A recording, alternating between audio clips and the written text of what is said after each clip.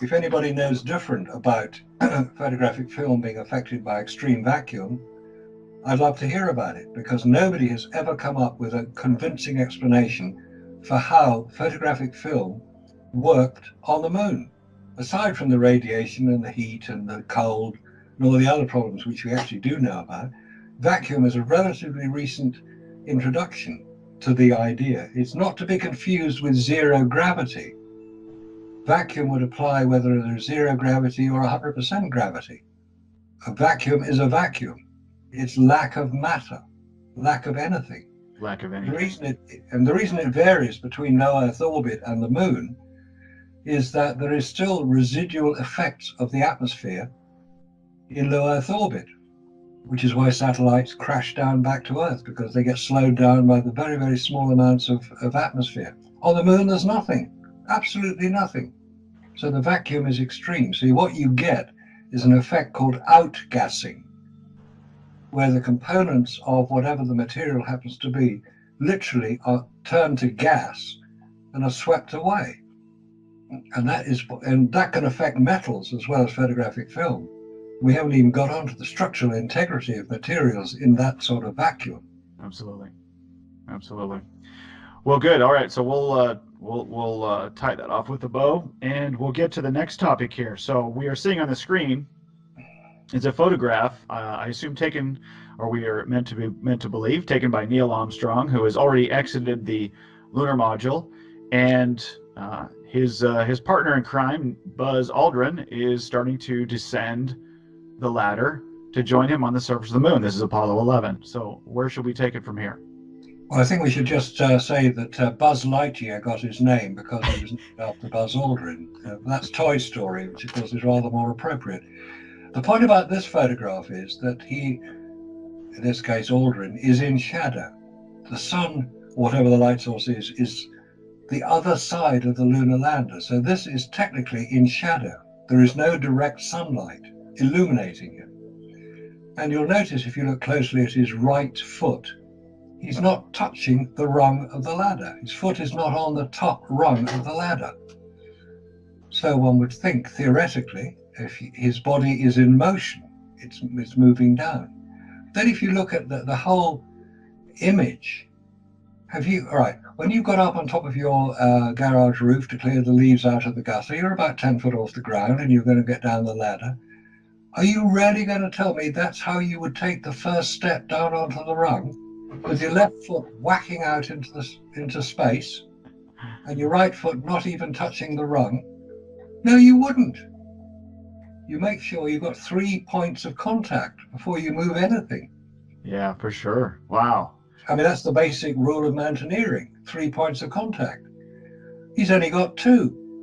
Oh, I hear somebody says, but he's in a 1/6 gravity, therefore his arms would be quite enough to support him. Are we sure about that?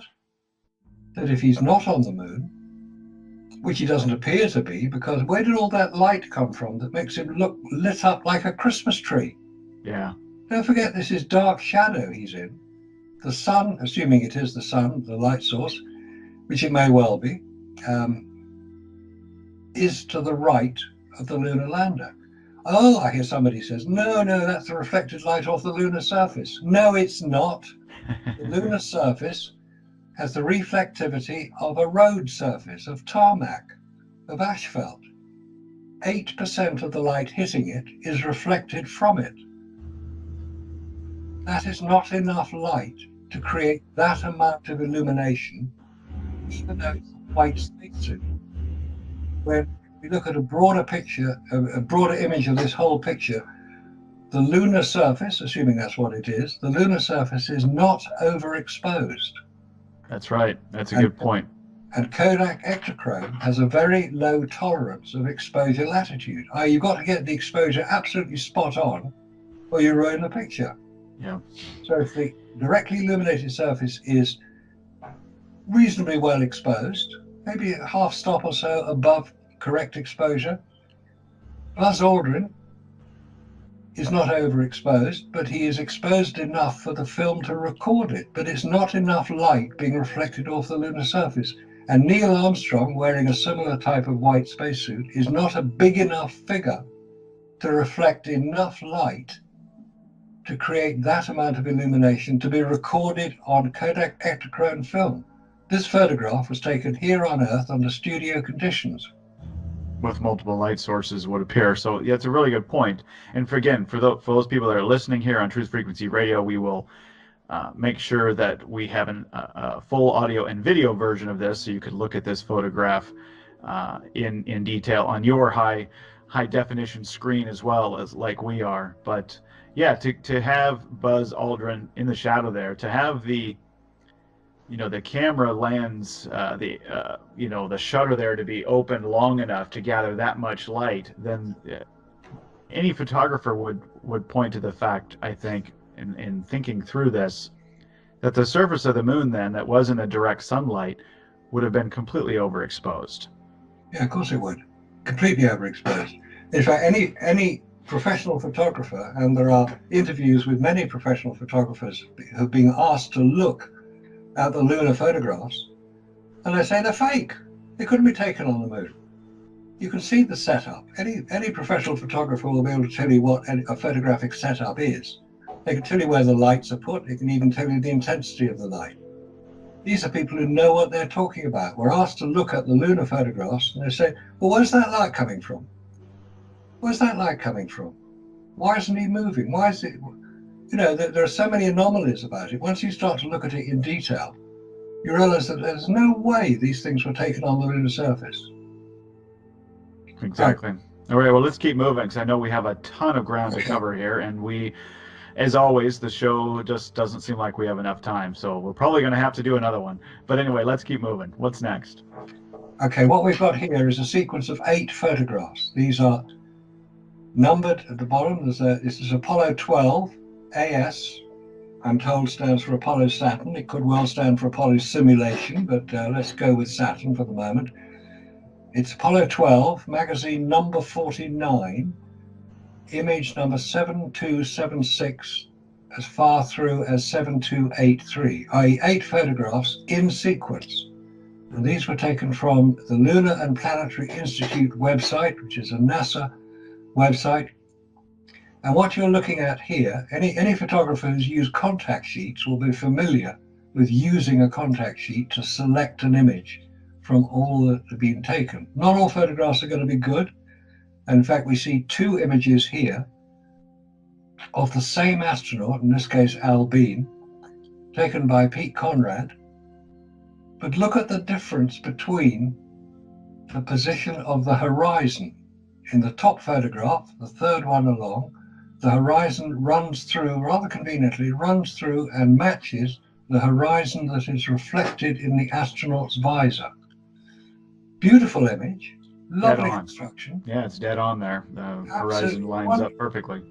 And just to recap a little bit here, the camera they were using, you'll see there's a camera attached to Al Bean's chest. The Hasselblad camera has no viewfinder.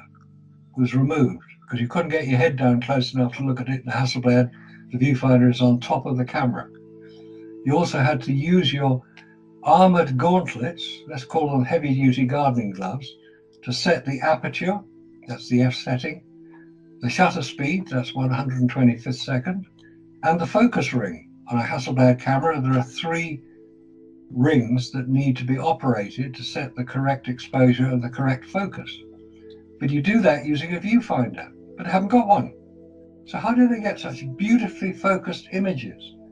And the top image appears to be looking down on top of the camera. Yeah. And the second image, which is the same astronaut with the horizon in a completely different position, it's going through his chest. You were looking straight into the camera, so it appears to have been taken with a camera at a lower position. But it doesn't make sense. These are 8 photographs. 6 of them are just of the lunar surface, but 2 of them are of Al Bean, the astronaut, taken from completely different positions. It makes no sense at all. It doesn't. It doesn't. These things essentially are point and click for the astronauts. I mean, being able to adjust all of these, the aperture, the shutter speed, and these sort of things, which you would have to do through a viewfinder. Like you said, they've been removed.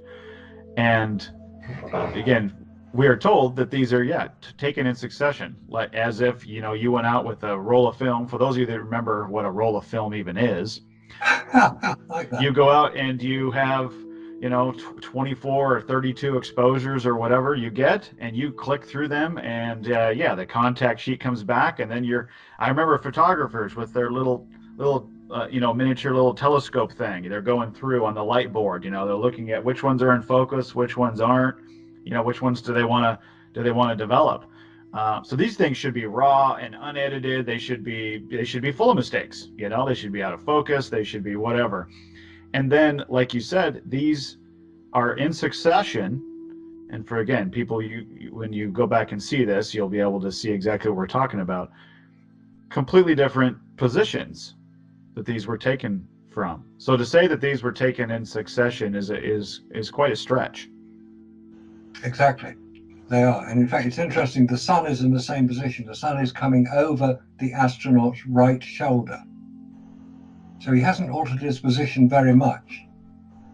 And yet there are all sorts of weird things. And in one of them, there's all sorts of weird things. You can see the shape of a Hasselblad shutter is a six-sided hexagon. And you see that. So that's lens flare. But in one image, we've got light areas in the top of the photograph, and what looks like a spotlight. I can't believe it's a spotlight, but we have something that looks like a spotlight and a piece of structure on the left-hand side of the image. It makes no sense. What is this? Is this ET dropping by to see what's going on? I don't know. Could be anything. There are some weird things. So again, there are so many anomalies to do with these photographs.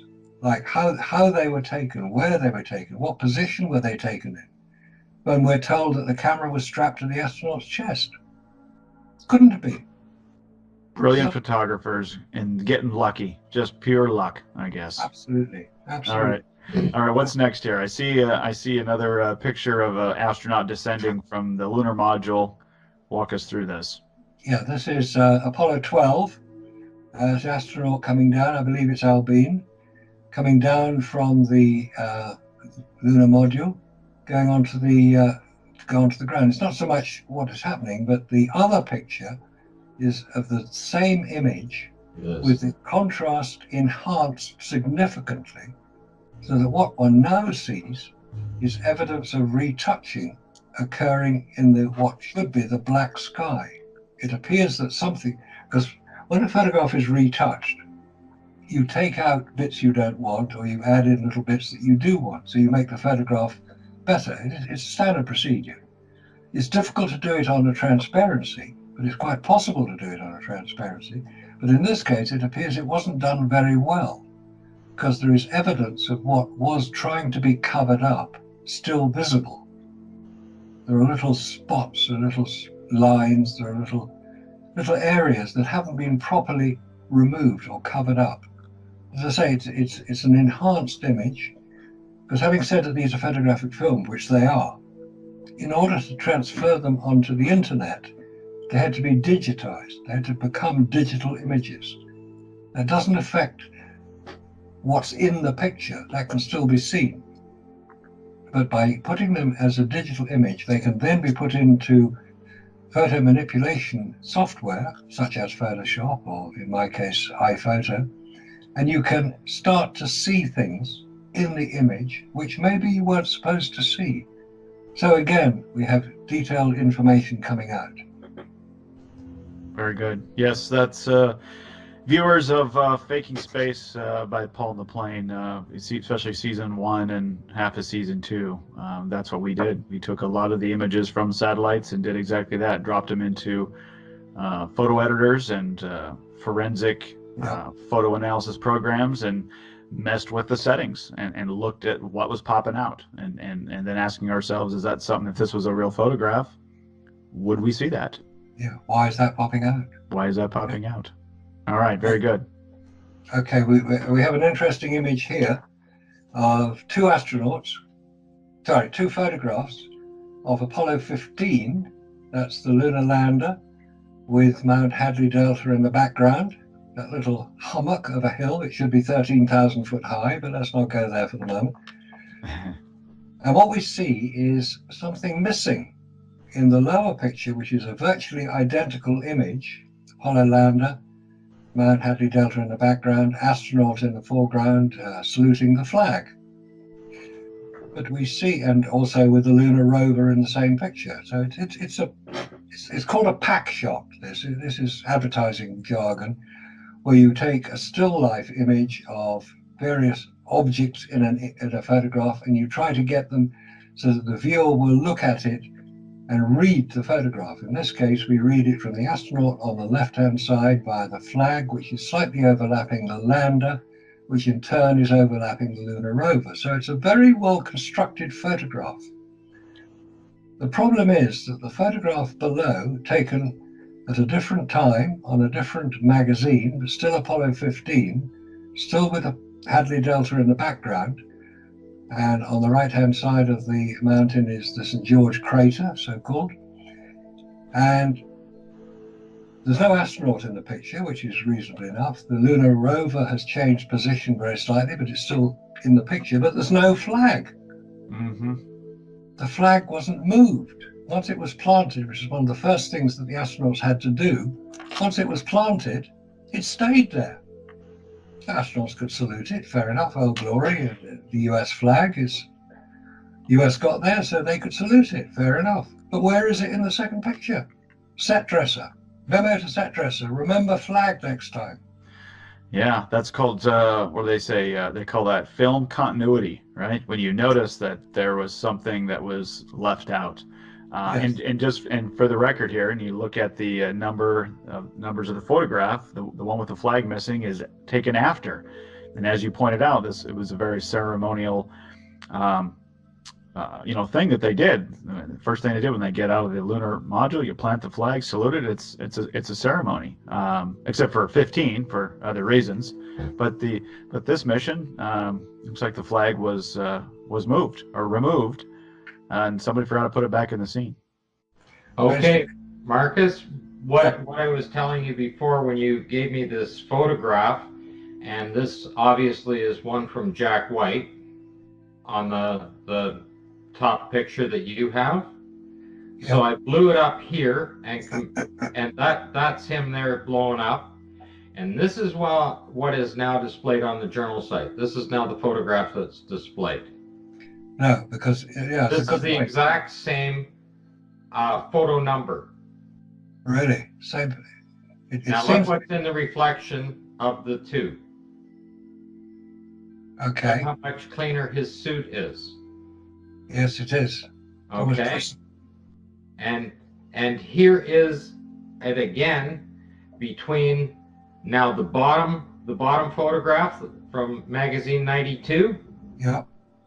And okay. Magazine 88. The helmet's completely different. It is. It's much lighter. It has two sections here on it. Yeah. And these are now the same numbered photograph. And these are now the same numbered photographs. So for the listeners now, what we're seeing on the screen, and again, remind you all to be watching the website and YouTube, where we'll post this in video in its entirety, is we've got two different NASA sites. Correct me where I'm wrong, gentlemen. Two different NASA sites, same numbered photograph. Okay, so these are supposed to be the same exact photograph, and we have evidence here that the suit has been cleaned off. Looks like it's a lot muddier, dirtier, whatever you want to call it. Mud, in my opinion, because of evidence of moisture. But a very dirty suit in one photograph. The other one looks very clean. And even more remarkable is that the helmets of the astronauts here, supposed to be the same person, same shot, supposed to be the exact same thing. Those are the same helmet in that one, but the other one, they're changed. The other one, they're changed. The helmets are completely different. There's two shots of the helmet changed right there. This one's open a little more, but you can see that it has 3 ribs in it, and then he pulls it down. Yeah. And the other one only has the 2. Different helmets. I guess. Hey, you know what? If you're on Earth, it's okay to switch helmets out. You don't worry about that. Yeah, but this is amazing because Jack White would have pulled this down in the probably early 2000s, That's right. Yeah, you I did. would have pulled this down by 2012. This one right here. It looks like it's the focus of the picture has been enhanced as well, But which is there's possible. mud on top of the helmet right there. Yeah. I wonder what that is. Completely cleaned off. And look at the reflection in the helmet, and it's not there. There's some very strange things going on here. Very strange. We've got about 3.5 minutes left in segment number 3 here on the show tonight. So let's jump to some more evidence here. Okay, here we have the jumping lunar lander. These are taken on Apollo 17, and in the top photograph, what we see is the South Massif, it was called. That's the southern part of the Taurus-Littrow Valley. And just visible on the right-hand side is the lunar lander. On the right-hand side, there's a crater, a little hill, or two little hills, which are identifiable almost exactly in the lower photograph with the South Massif, but the lunar lander in this case is virtually in front of the camera. It takes up, instead of being a tiny little blob almost on the horizon, this is now foreground. This is a featured image, but on the left-hand side of the lunar lander is a crater, which appears in the top photograph as well. In the top photograph, we have an astronaut featured in the front of the photograph with the lunar lander in the background. It makes no sense because the lunar lander did not move, or we're not told it moved after it had landed. Well, they must have accidentally parked in a handicap spot, so they needed to probably have to vacate that. But that would explain it. Good thinking. I'm sorry. That leg is right there, right at the edge of the,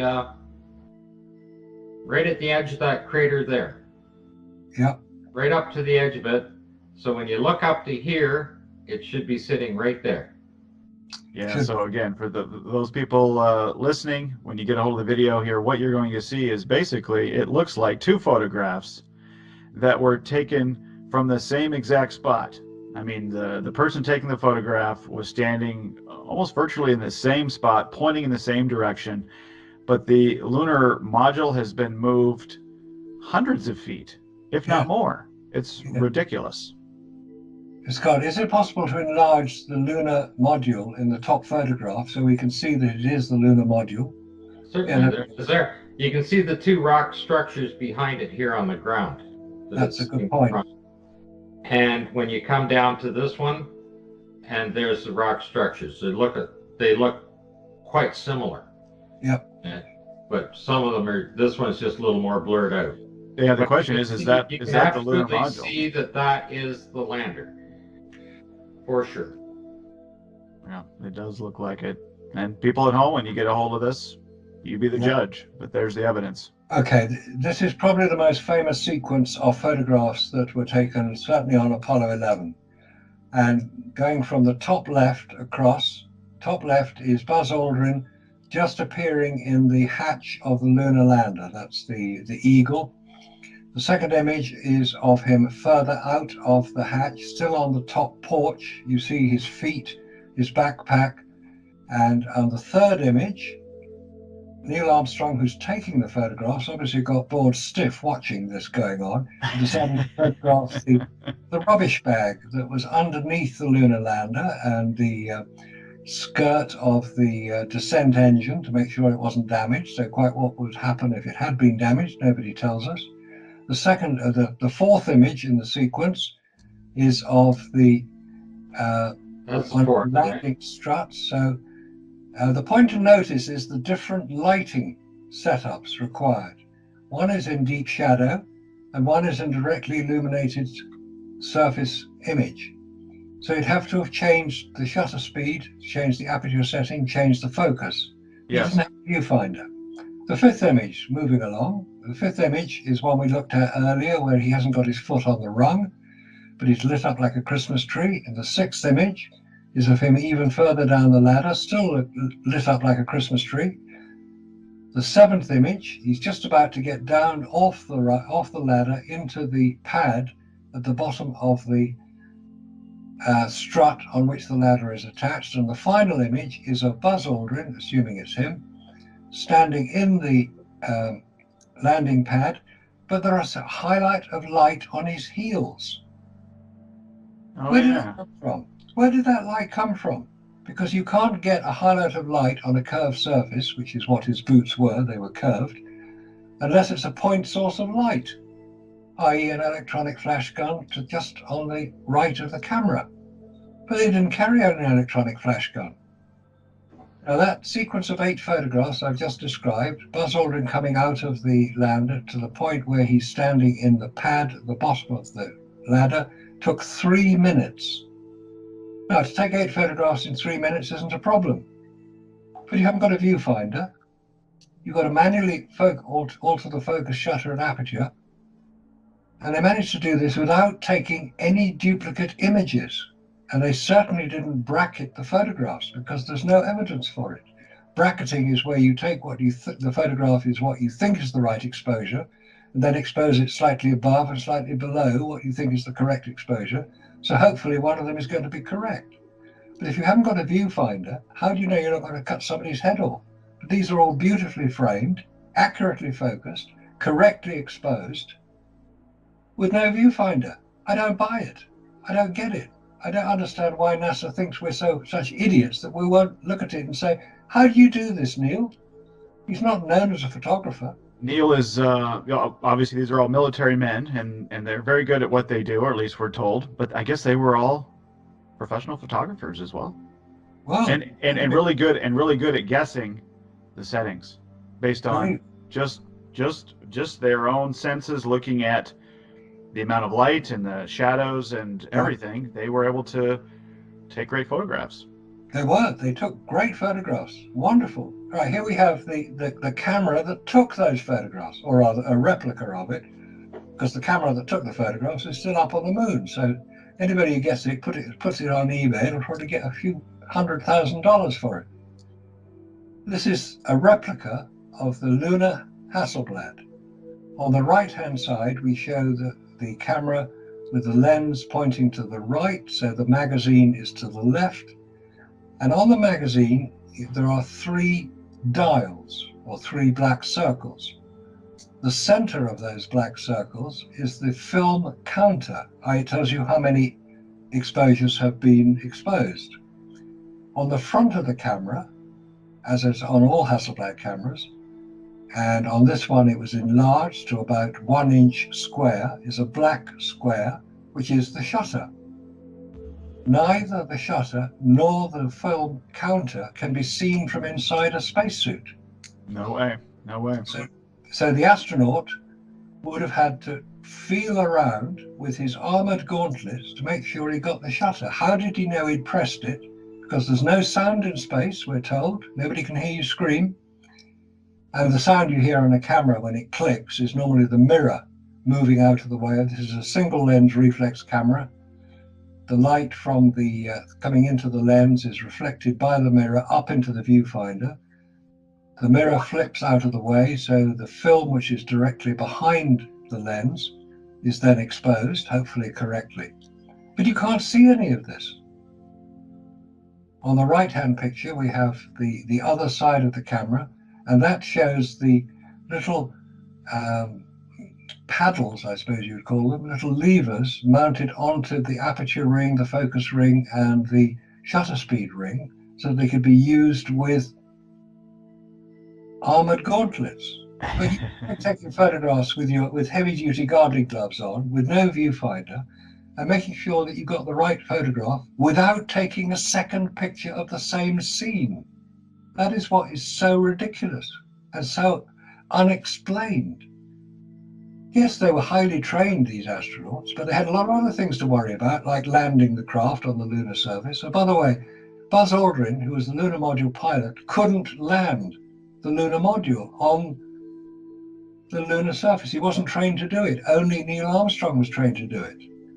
So if Neil Armstrong had an attack of hiccups or something on the way, Buzz Aldrin couldn't take over. Hopefully, yeah. Oh, man. There's just so many things, when you just try and look at this from just a completely reasonable, logical perspective, and just say, is this possible? It's really hard to, I think if you're really honest with yourself, that, for it to happen the way that it was presented, is that the odds are astronomical. Exactly. That's a very good point, because we're looking at it now without the emotion that surrounded the Apollo missions at the time. When we wanted it to happen, I wanted it to happen. I still want it to be true, but I can't believe that it is.